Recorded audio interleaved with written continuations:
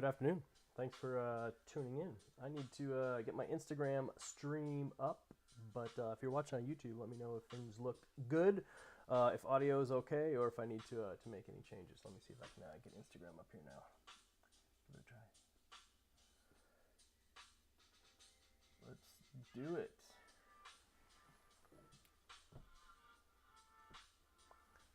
Instagram, are we live? Awesome.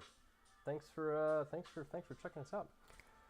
We're gonna have fun. We're gonna have fun today. I'm gonna brew up some tea. We're gonna talk about what we got, and we're gonna have some fun. Let me turn the music down just to scratch, and then let's get started.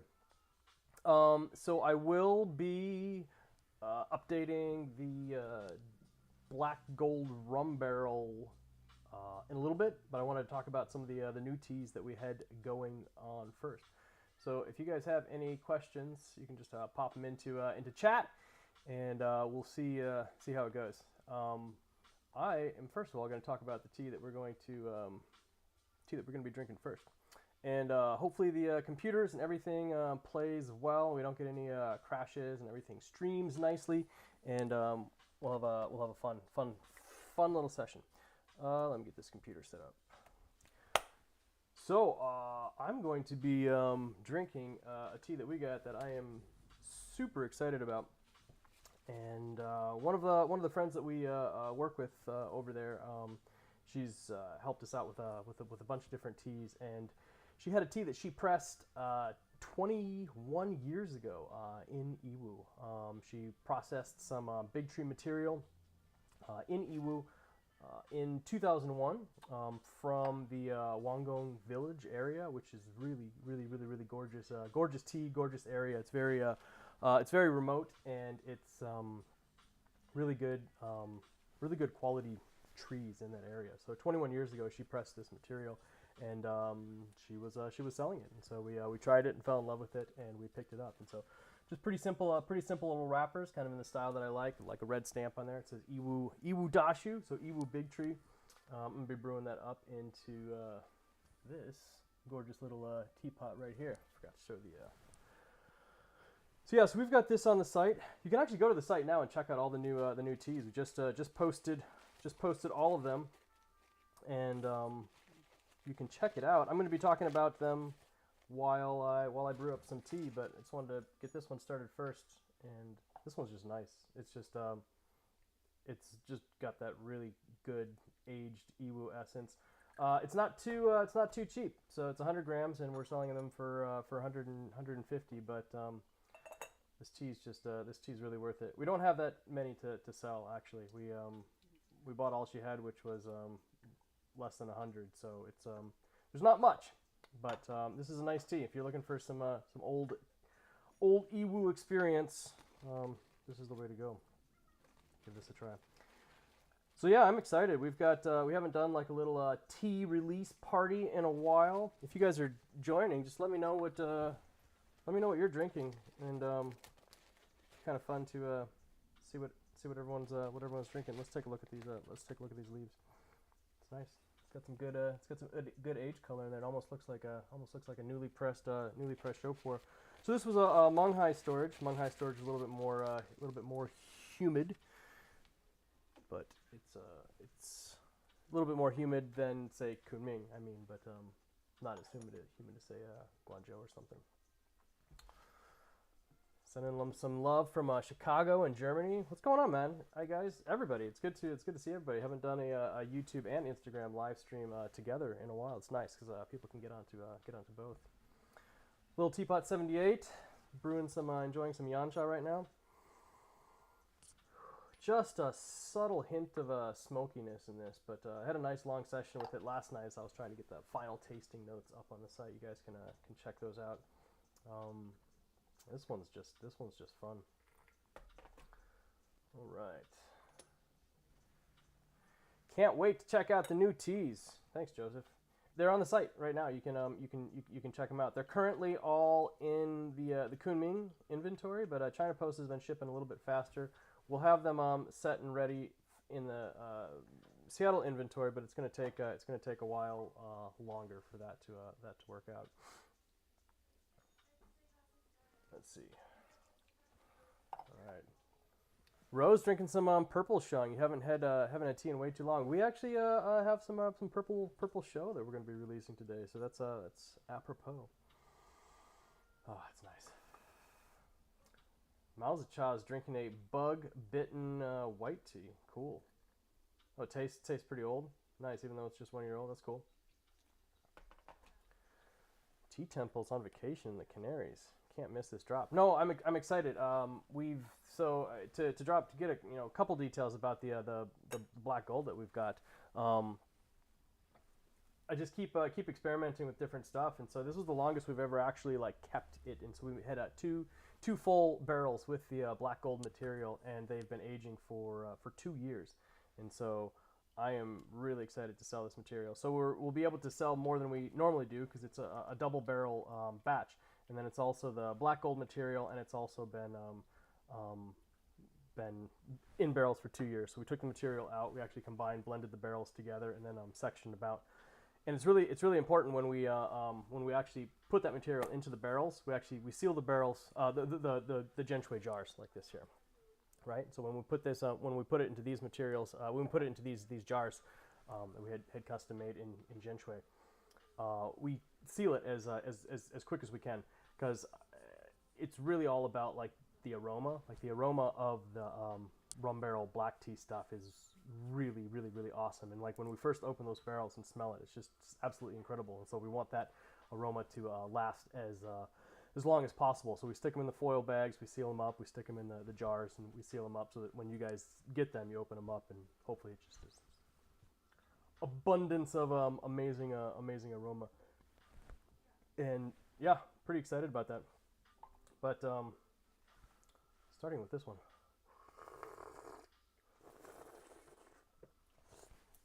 Merrick wants to know any new teas I'm excited to look at in the future. Basically everything I'm excited about right now we're releasing today. So starting off with Honey Bomb. You guys know Honey Bomb because we've pressed it before. This is our super budget Jingmai blend, and it's just there's so much good stuff in Jingmai, and it's kind of hard to pick and choose. So we just kind of mix it all together and create something like this, which is it's got a decent amount of Huangpian material in it. It's got big tree material. It's got ecological material. It's got old tree material. It's just a really good blend of what Jingmai has to offer, all with the idea that we want it to be as honey of an experience as possible, since that's kind of what Jingmai is known for. But different areas in Jingmai, some have that honey essence, and some don't. So check it out. You'll get some nice big Huangpian, like yellow leaf and stuff in there. Those ones are still fun to brew. Let's check this cake out. There we go. Look at that. It's nice. It's a nice cake, and basically the same blend that we did last year. Or actually, it was 2020, so it's been 2 years. So it's a really popular blend. We've sold a lot of it, and I'm really excited with how it turned out. So we reblended it and made it go. Ro likes the Night Shift and Capitalist Lion Tamer wrappers. Yeah, I'm working my way through it. I'm just gonna jump right into Night Shift because this is one of the ones that I'm super excited about. So this is a new artist to us.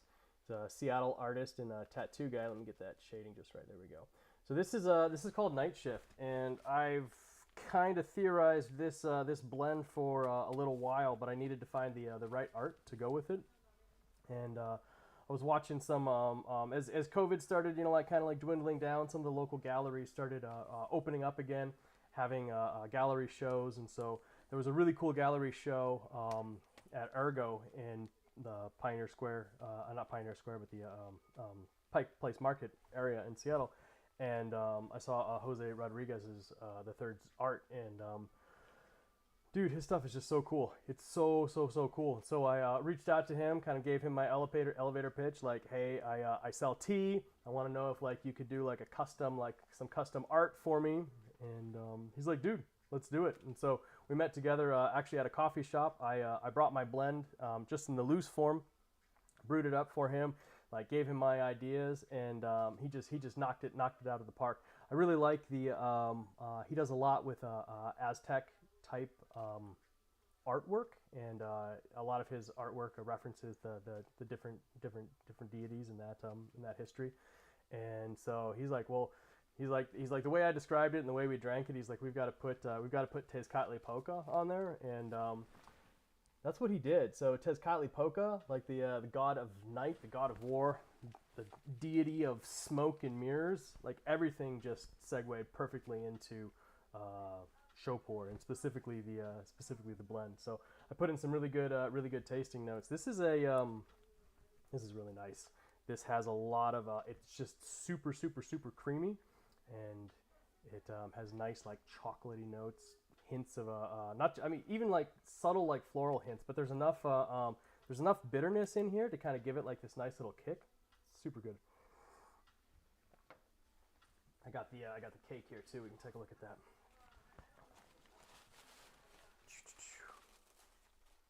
I hardly slept last night because I was frantically trying to do like last minute tastings with all the teas, make sure I had the tasting notes right. There we go. Look at that. It's got some nice buds in there, but it's generally a little bit more of a fuller leaf blend. But some of the buds in there really kind of help bring in some nice some little nice bitterness and astringency. You need that. You need that in show. You need that in everything. It's nice. Let me drink some of this. I'm talking too fast. If you guys have a question that I missed, just pop it up again. So what do we got? Rum Barrel has zero inventory right now. So once I get done explaining all the awesome new teas that we got, if you guys want, you can put those teas into your cart so that when like Rum Barrel, I'll go and I'll update the inventory, like 10-15 minutes, something like that. I'll update the inventory, and when I do, I'll click save, and then you'll be able to get it at that point in time. We're asking people only do one per order, I guess, or one per person. We've got plenty this time, sort of. I mean, we did a double batch, so we've got 40 in the jars and like 100 loose in the foil packs. But let's talk about Capitalist Lion Tamer. I don't even know where I first saw this art, but I really fell in love with it. Can we see that on that camera there?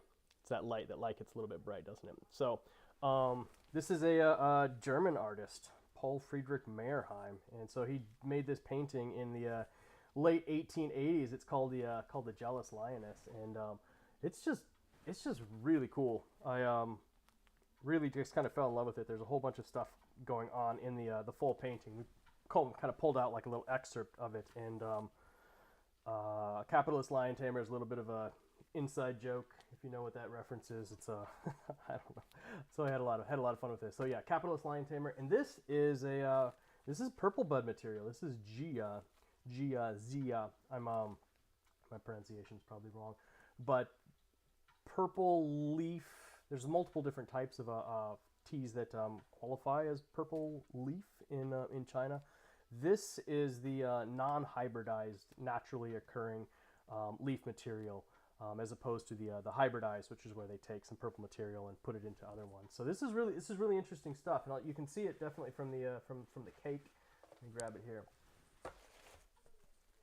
The cake is dark, right? I mean, look at that. That is a dark cake, and it's full. It's full blend. So it's got like stem, multiple leaves, buds, but this is really interesting stuff. It's different than like a lot of the pu-erh that we usually source, because I kind of like prefer the pu-erh that's just like super like thick and dark and like mega earthy and just like brews into this like black abyss. This is a much more delicate.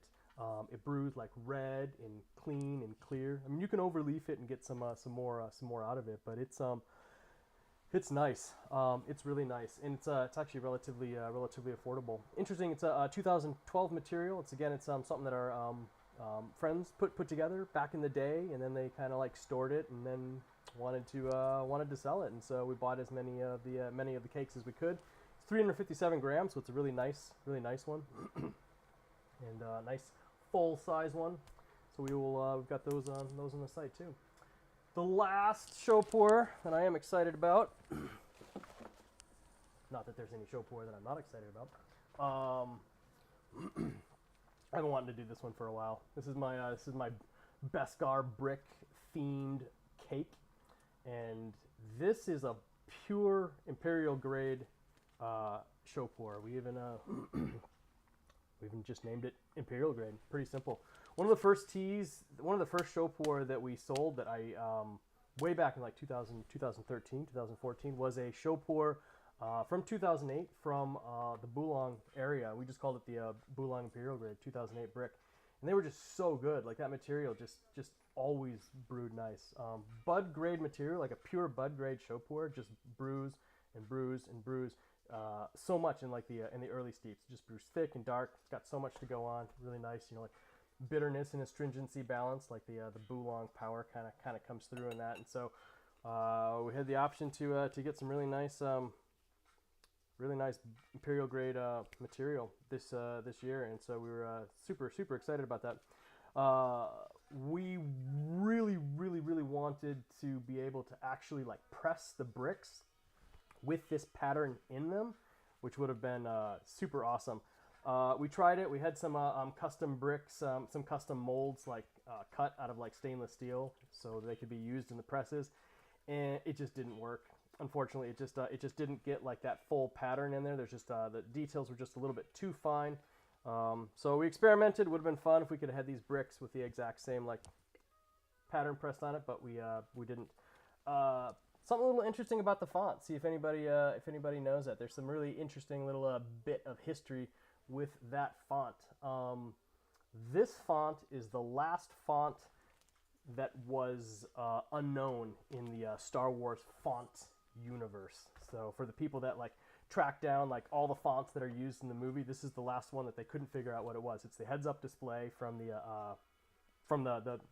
TIE fighters as they're chasing Luke while he's trying to blow up the Death Star. And so all the heads-up display was in this font. And these like font researchers finally figured it out just within the last couple years. And so I reached out to the guy who replicated it, and so I bought the rights to use it, and I'm really excited about using that. I think it totally fits in with the design. These will eventually all be in the Seattle inventory. To answer your question, they're not right now. It's just a little tricky getting everything over. But as soon as they are, we'll put them up, and they'll be purchasable from there. Let me actually show off the cake. Let's see the brick. Excuse me. Let's see what a nice bud heavy brick looks like. There you go. Look at that. Look at that. That's a gorgeous cake. Gorgeous cake. It's not a cake, it's a brick. And yeah, no, this stuff just opens up super easy. The last time we did bricks, we made them too thin. I went 200 grams. So 200 grams is just too hard to kind of like really get in there. So we made these 250 grams. So you got a nice surface area on the side, so you can actually get stuff in. But this stuff here opens up really easily. This stuff brews great. I am very excited about that. Of the three though, Night Shift currently captivated my heart. Night Shift's just such a creamy tea. We also I think yeah, one more tea. What did we get? Yeah, the Ewu goyaline. Oh no, two more. Let me talk about the chunka melon. I teased about the chunka melon a while back. Posted some pictures of it. So if you check out the pictures from the chunka melon on the site, one of the things that they love to do in Yunnan is take these. They'll take like a giant sack, like 10 kilos of leaf material. They'll put it into a really big sack, stick the knot inside of there, and then they'll wrap like 4 ropes around it, tighten them up, and they'll press it down. And when it's done, it kind of looks like a gourd or kind of like a melon. And they'll make a bunch of them, like 10 kilo brick, 9 kilo, 8 kilo, not a melon, 10 kilo melon, 9 kilo, 8, 7, 6, 5, 4, 3, 2, 1, all the way up to the top, and then they'll have this little knot, this little shape up on the top. You'll see them sitting in people's tea shops.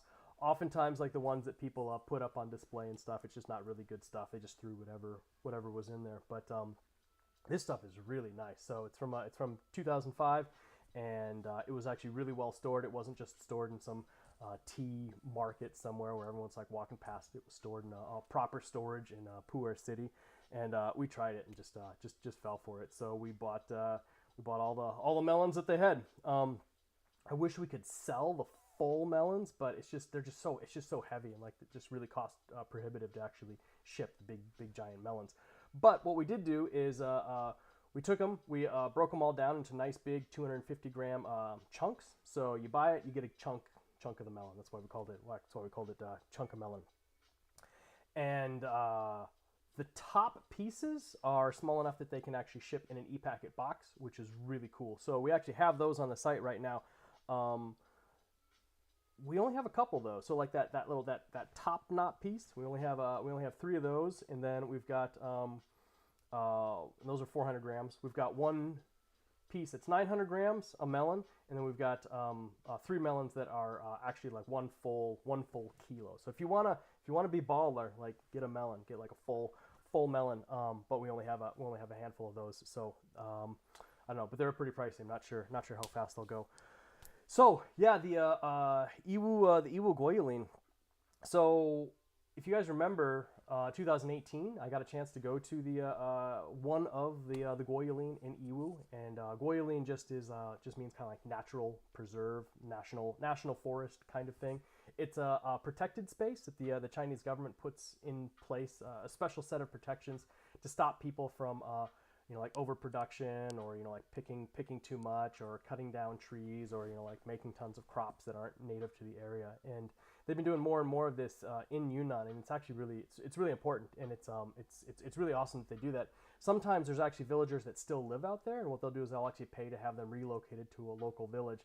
And I mean, since they have a historical connection to those areas and the tea production, a couple times a year they're actually allowed to go back into there and pick the material from these trees, which are now more or less growing wild. They were originally cultivated for a long time, but now they're growing wild. The goyaline that I filmed, it was a long hike, multiple hours to get into where that was. Filmed a whole video about that, put that on YouTube. That one's completely closed to foreigners now, so I can't even get back in there. So, and that goyaline specifically got a lot more expensive. We've tried to get it in subsequent years, but it's just been way too pricey. So one of the other Iwu goyaline areas, much further north, kind of as you're heading out to drive the road up, and you head over towards Zhangcheng, right at kind of like the northern tip of Laos right there. In fact, really close to Laos, within like walking distance, is this other Iwu goyaline. And so we got some material from there. It's not cheap, but we sell it in 50 grams for $60, and so that's about $1.20 per gram. So if you're looking for something really unique and special to try, that's one of those ones that you buy, you share it with your friends, and you have a really awesome session with it. And so I think that's it. Those are all the new teas that we got on the site. That's a decent dump. We've been specifically working on the show pu'er for a while. Got one extra show pu'er that we just couldn't get it all, the artwork and the design and everything put together in time. It's called Underworld. We wanted to release it at the same time, but it's gonna have to come later. So we still have some more fun sheng blends that we're gonna be doing this year with some current material. We've got so much of the matcha on the site, which is really nice. So if you're looking for some really good brewing pu'er, that the sheng pu'er matcha that we got on the site from this spring's harvest is just super awesome.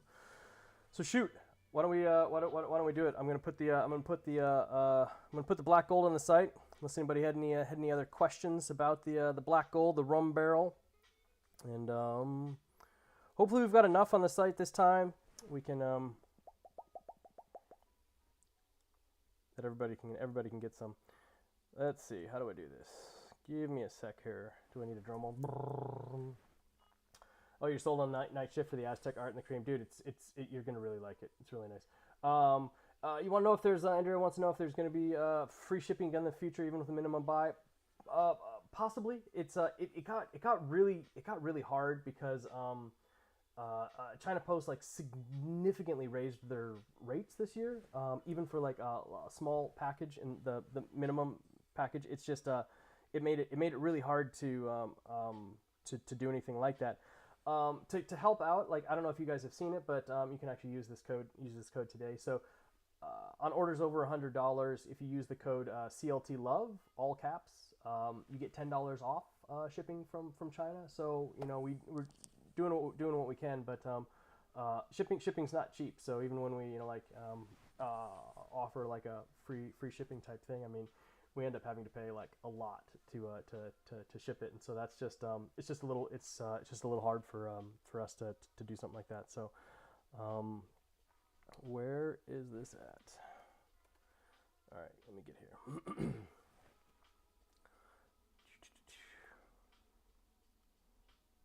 There it is. So right, so again we've got we've got jars, and it's nice because it's an actual full clay jar, just like this.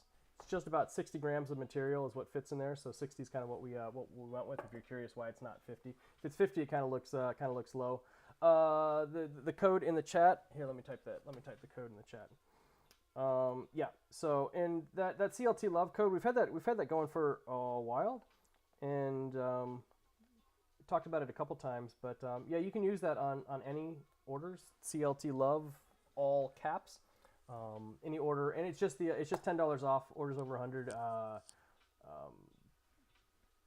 from Kunming. It doesn't work on the orders coming from Seattle. So let's see.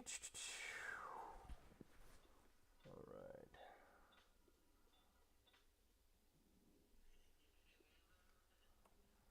All right. I think I got it set. It's set. Rum barrel should be up on the site. 2022 black gold rum barrel is available. So hey, give it a try. Let me know if you have any questions. Now I can calm down, relax a little bit, and brew some of this. And I hope everybody gets a chance to try the rum barrel stuff, because it's really good. We've just enjoyed doing the experiments. A lot of people ask like where I get the barrels from. So we actually buy our own barrels, fresh, brand new oak barrels. They're relatively small. They're not too big, and we buy them uncharged, and with we charge them ourselves with our own, not our own, but I charge them with a dark rum of varying brands depending on what we can find, because we have to. Originally, I had used Kraken is what we started with. A good tea to try for a newbie.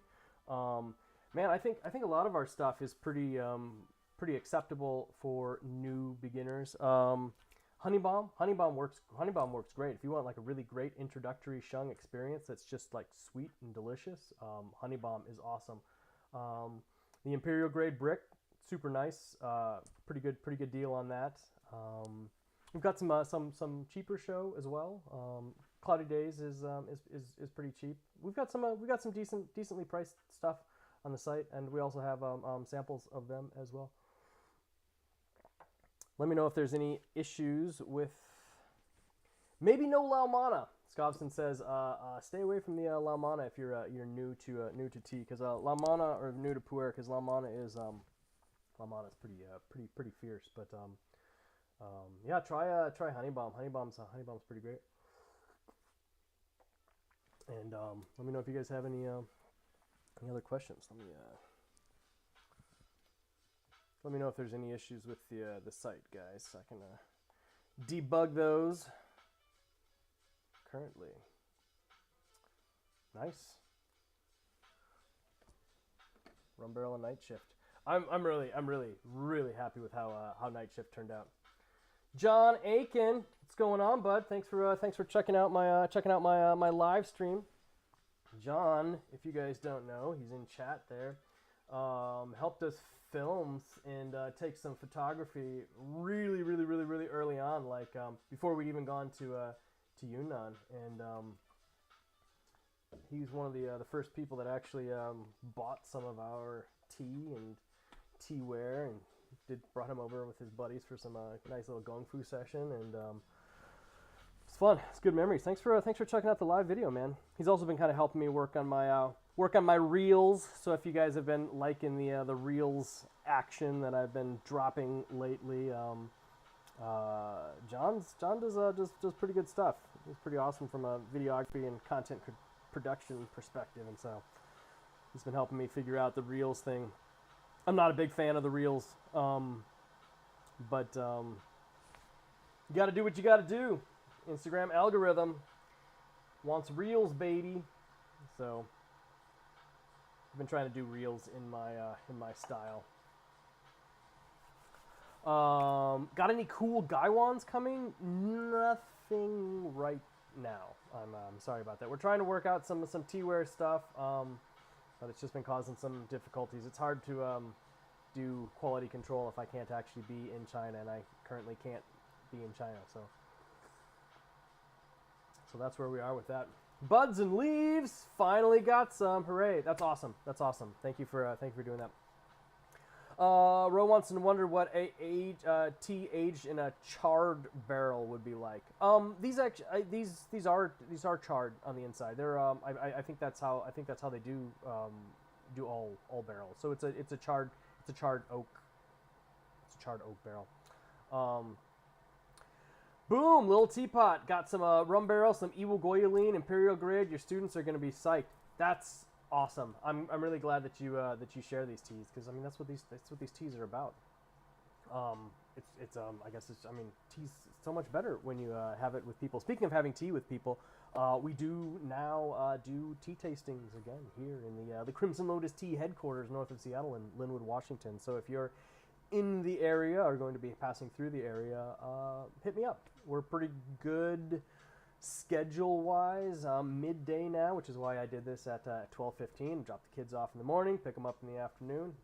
School starts. They're both in school, kindergarten and pre-K, and so it gives me some free time in the middle of the day. And so I'd love to have somebody over for tea, and we can drink some stuff, try some new things, talk about things. But we also had a tea festival this last weekend, which was amazing. It's the first. It's kind of like a mini replacement for the Northwest Tea Festival, which unfortunately got canceled. And I helped out with the people who wanted to plan this new mini tea festival. The code again, your chat dropped. CLTLOVE. Crimson Lotus Tea Love, CLTLOVE, all caps. Although when I'm doing searches for that, I didn't realize that CLT is the abbreviation for Charlotte, like North Carolina, and or South Carolina, whichever it is. And so there's all sorts of like CLT Love shirts out there, which is all just for Charlotte, which I thought was pretty funny.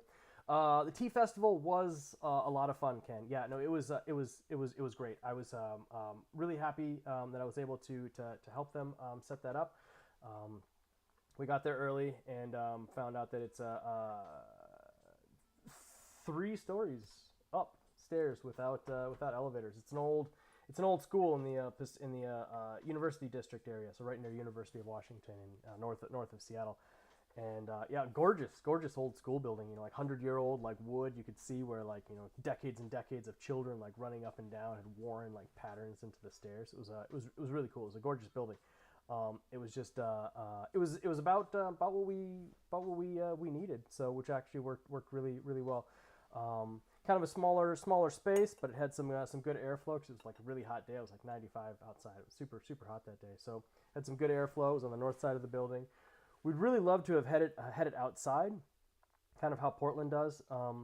It's hard. It's really hard to find a decent facility outside that offers good power. That's really the trick. I mean, people don't realize like how much electricity kettles take.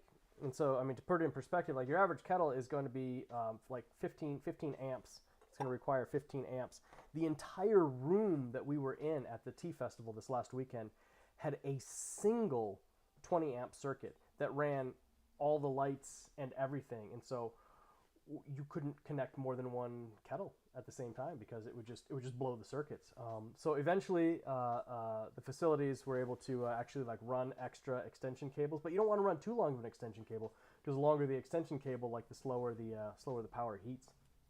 Just all sorts of stuff. But we were able to finally. I'd actually brought like my jet boil. I was going to do like just boiling without that, but that would have I tried that a little bit. And if you're brewing like a lot of tea, it's just too much of a hassle. And so I got super used to the convenience. And so we kind of shared an outlet with floating leaves. We had 2 kettles going. We'd keep the one heating up all the time, and then I would pour it into my stag kettle here and reheat it just from 200 up to 210 when the other one was off. It's all sorts of power management stuff. You don't realize how much power it takes, and you can't heat things up with like battery power and stuff. I mean, even like the most expensive like battery generator thing would only power a 15 amp kettle like maybe like a half an hour or something like that. It's crazy the amount of like energy is required to raise the temperature of water just 1 degree. It's an impressive problem. Ro, your lights flicker when you turn on your kettle. That's not a good sign, man. You might want to have an electrician come out and take a look at that. That's not. That means something else on there is not happy with you plugging that in. You definitely need like a dedicated circuit for your kettle. 15 amps is it's a decent amount. That's a big draw. It was probably a good thing that we was inside that day. I don't think it would have lasted more than a couple hours in that smoky air. Yeah, if you guys don't know, just about 25 miles east of us here, so straight up into the base of the Cascade Mountains. Saturday morning, the morning the tea festival started, there was a new forest fire erupted right in the place that one of my favorite places for like hiking and exploring and camping, just north of Skycomish, the Bekla River area. Forest fire sprung up, and it just got so windy that day, and all the winds were blowing west, and so the smoke was just intense. Even all the way out here, 30 miles away. I mean, the smoke was just flooded the city. It was like somebody left on the Breaking Bad's south of the border, like Mexico lens filter. I mean, it was just everything was like red and orange and yellow, and the air quality was atrocious. I still have some little throat issues from it. I don't really like smelling like the smoke like that, but the fire's still going. They haven't got it put out yet. That whole highway, one of the only like 3 highways that goes over the Cascades here in Washington State, is still closed. It's been closed since Saturday morning. They're still out there. The fire people are still out there working on it. It's thankfully in an area that's not very populated, but there's a couple small, tiny little villages, I guess, groupings of people that live together in that area, and I think a few facilities have burned down, but they've been really lucky, no loss of life. But still, like that whole area there, it's wilderness, and it's tough. That's where I love to go hiking. It's crazy. So yeah, so smoky. Thankfully, it's still like a little bit hazy. And I actually plan to take tomorrow off. My brother and I are gonna go out exploring in the woods, having some fun. He and I like to take some time off when we can, and that is exactly where we were going to go, and it is exactly where I cannot go. So he and I are gonna have to find something else to do. So we'll just go up and explore some other mountains. Yeah, we do need better forest management out west. A lot of the forest management budget in Washington State got cut for whatever reason. We used to have like this like amazing 747. They could like fill the entire thing up. 747, if you don't know, that's like the double decker like monster Boeing plane.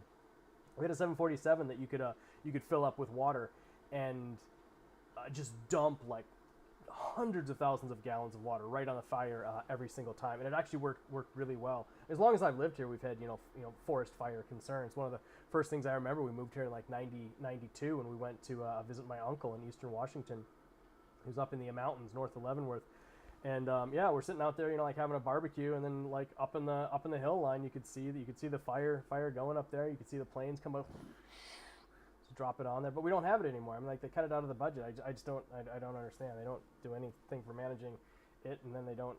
I don't know. Whatever. I don't need. We don't need to get into the politics of Washington State and forestry management, but it is a little bit stressful when you see the how much the fire can how much damage it can do in a really quick time. Thankfully, it's been raining just a little bit over there, and I know that helps. But still, I mean, there's thousand plus acres that are still just going like crazy there. So it stresses me out. It's one of my favorite places. To go. Most of this spring, I spent a lot of time up in those mountains. I'd drop the kids off at school in the morning. I'd go up there. If you guys have ever seen like photographs of me like brewing tea up in the mountains, it's always right in those mountains. So it's upsetting, and we only have such a small window of like dry here because the rest of the year it's just going to be impossible to set the forests on fire. It's just because it's just like so wet, dank like all the time. But that's why the forest fires happen when they do. We had kind of a late summer as well. Usually the forest fires we get are in July, but even up into June we had some pretty intense rains. Forest fires are usually July and August, but they usually die out by the time we get to September. But our September has been just extra dry, adding on top of it. Cool. Anybody got any questions about the teas or any of the new stuff that we put together? I'm glad you guys had a chance to join my live stream, have a little fun with us. It's always more fun to have tea with people, whether it's in person or virtual. I take what I can get. I like the fact that we've got a global customer base, so we've got people all around the world that we can have tea with. So it's a lot of fun. Ro wants to know if the Iwu, goyaline, and dashu will be coming to the Seattle inventory. Ro, I have a handful of the Iwu dashu here. If you wanted to swing by someday, I could hook you up. Just PM me. But I don't have enough here in the Seattle inventory to put it onto the site. And some of that stuff's actually kind of tricky. It's not too hard to ship over like cakes and stuff, but shipping over loose leaf just takes up so much space, and XYZ in shipping containers is almost more important than weight. So I don't know that we'll be shipping over the loose goyaline material. We don't really have that much of it anyways. I mean, just like less than 2 kilos, like a kilo or 2. Like, that material is expensive, and there's not much of it. So we buy what we can, and then sell it in 50-gram stuff. So if you're curious about that, then it's probably a better idea to buy the goyaline from there. But yeah, if you're interested in the 2001 Iwu dashu, hit me up, man. Just drive over someday. Sit down, have some tea. We haven't had a chance to actually sit down and have tea before, right? So yeah, come by. And then not related to the tea, what kind of cup are you drinking out of? That's a Jen John cup. It's actually not. Let me show off this gorgeous little cup. So this is a special cup made in Huaning. Huaning is north of Jingmai, about hour and a half, couple hours north of Jingmai, and this is a naturally occurring iron dense black clay that they've got in those mountains there. It's really, really, really tricky to fire it. If it gets too hot, it just completely melts. So this was wood fired, and it's just awesome. It's one of my favorite shung cups. We've sold them when we can get them, but it's they don't really make too much stuff with it. I really wanted to make gaiwan out of it, but it's just too tricky. It's really hard. They can't kiln fire it at the same time, so that basically everything in the kiln has to be the same clay to get it just right. And it's the glaze. This is all natural. It's not glazed. So this is it's just wood fired ash glaze. It's really incredible stuff.